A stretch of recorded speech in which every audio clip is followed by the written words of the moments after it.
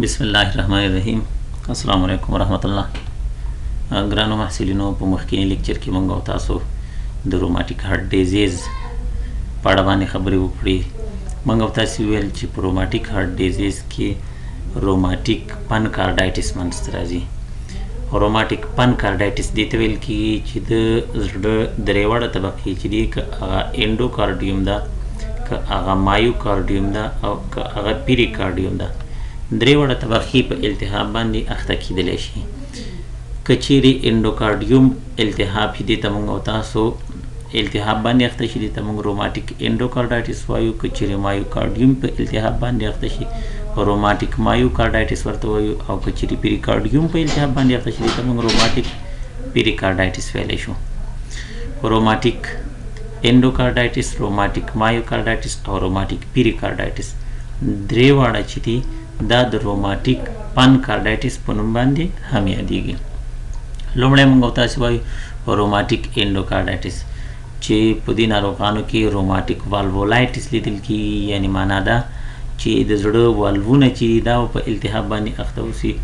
او مورل انډوکارډایټس به پکې لیدل کېږي، یعنی معنا ده چې د زړه دیوالونه چې دي یا د زړه شاوخوا دیوالونه چې دي هغوی به په التهاب باندې اخته شوي اوسي.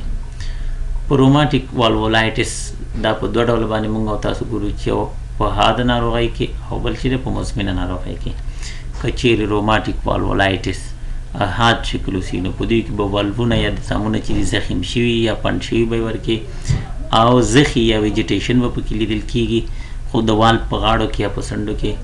او د مایټرل او د اورټیک وال په ساحو کې په زیات اندازه باندې لیدل کېږي، یا ډېر عام به دلته. او حاد التهاب چې دی د والو له حلقې یا د رنګ څخه پیل کېږي، یعنی د رنګ د دیوال څخه د والو څخه یا د دسام د رنګ یا د حلقې څخه به پیل کېږي او مخ پورته به ځي په دې شکل باندې.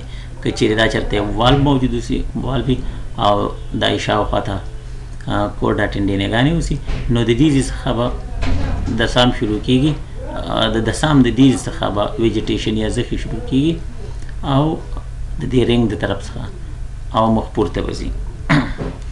که چیرې په مزمن ناروغۍ کې موږ او تاسو روماتیک والوولایټس وګورو، نو د والو بې کفایتي پکې منځته راځي، یا والو ډیفارمیټي ورته موږ او تاسو وایو.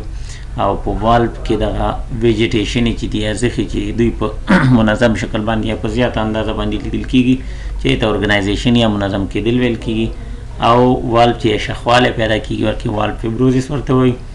او کلسیم چې په دې کې رسوب کوي یا کلسیفیک والو ورکې لیدل کېږي، یعنی دا والو چې دا ورکې د کلسیمونو د وجې څخه کلک شوی. د والونو د اخته کېدو فیصدي چې ده مایټرل والو 30% اخته کېږي، مایټرل او اورټیک دواړه په شریکه چې دي 20% مایټرل او اورټیک او ټرایکسپیډ چې دي درې واړه 22% اخته کېږي، مایټرل او ټرایکسپیډ چې دي 11% اخته کېږي، اورټیک والو چې دی دا 2% اخته کېږي، او څلور واړه والوونه چې دا په عین وخت کې دا 1% اخته کېږي.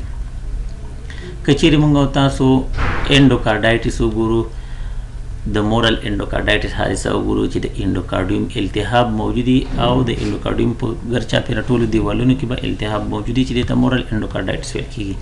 د مایکروسکوپیک له نظره که چیرې تاسو وګورئ، د میک کالم پچ په شکل یا د یو جغرافیوي نقشې په شکل باندې د افت تاسو څخه ښکاره کېږي.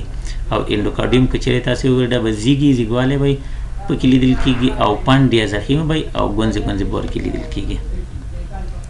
روماتیک مایوکارډایټس که چیرې تاسو وګورئ، په حاده مرحله کې به مایوکارډیوم سست او نرمي، په دویمه مرحله کې نیکروزي محرقونه یا نیکروټیک فوکسونه پکې لیدل کېږي، او په پای کې پکې اشوب باډیګانې لیدل کېږي، چې مخکې موږ تاسو اشوب باډي وپېژنده.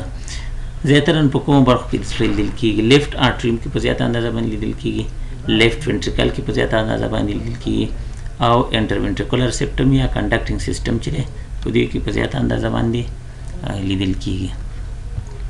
روماتیک پیریکارډایټس که چیرې موجود اوسي، نو فیبرینویز پیریکارډایټس به یې ورکې، او بریډ اینډ بټر به یې ورکې، لکه د ډوډۍ د پاسه چې کوچ کې دغسې سپین سپین دا فیبرینویز مواد چې دي دا پکې لیدل کېږي، یعنی التهابي ساحه چې داسې به ښکاره کېږي لکه د ډوډۍ د پاسه چې کوچ تک سپین کېدی دغسې یو التهابي حادثه په روماتیک پیریکارډایټس کې لیدل کېږي.